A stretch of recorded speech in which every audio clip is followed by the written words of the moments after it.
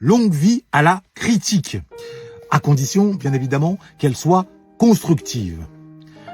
Comme chacun sait, en tout cas je l'espère, sans critique constructive, le progrès est une chimère. Le progrès est un rêve qui ne se réalise pas. Pour le dire autrement, bénissons toutes celles et ceux qui nous livrent des critiques, non pas pour nous faire mal, pour nous vexer, pour nous froisser ou pour se sentir supérieur, mais plutôt pour attirer notre attention sur un point que l'on devrait améliorer afin de progresser dans un domaine ou dans un autre. Bénissons-les.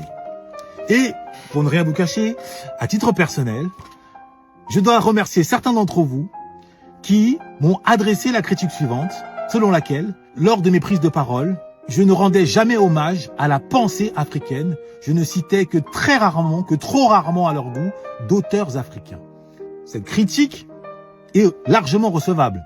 Et c'est d'ailleurs pour cette raison que, parmi les résolutions que j'ai prises, j'ai décidé de me jeter à corps perdu dans l'apprentissage des proverbes africains. Et dans la foulée, je vais vous délivrer chaque jour un proverbe africain. En clair, je vais m'efforcer de faire rimer afro-noblesse avec afro-sagesse. Et j'espère que cela vous plaira. Nous allons ouvrir le bal des proverbes, mais avant, permettez-moi quand même de rappeler l'utilité d'un proverbe. Un proverbe répond à deux fonctions. Fonction intellectuelle, fonction sociale. S'agissant de la fonction intellectuelle, le proverbe vous permet de mieux comprendre les comportements humains, le fonctionnement de la société et par extension, de mieux vous comprendre. Et s'agissant de la fonction sociale, délivrer un proverbe en entreprise, lors d'un networking ou dans une quelconque interaction, vous permet d'impressionner et ainsi gagner en prestige. Alors, nous allons ouvrir le bal des proverbes africains avec un proverbe puisé de la pensée gabonaise. L'abeille ne pique pas l'abeille. Je répète, l'abeille ne pique pas l'abeille. Traduction, la puissance ne respecte que la puissance.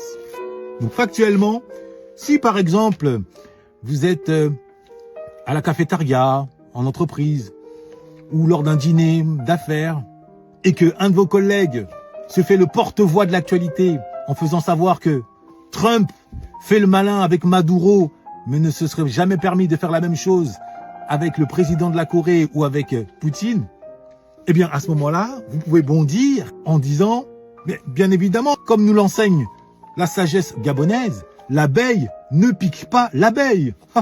Voilà, ni plus ni moins, ça fait son effet sans trop en dire, court mais efficace. Donc dites-moi ce que vous pensez de cette nouvelle résolution, si ça vous plaît.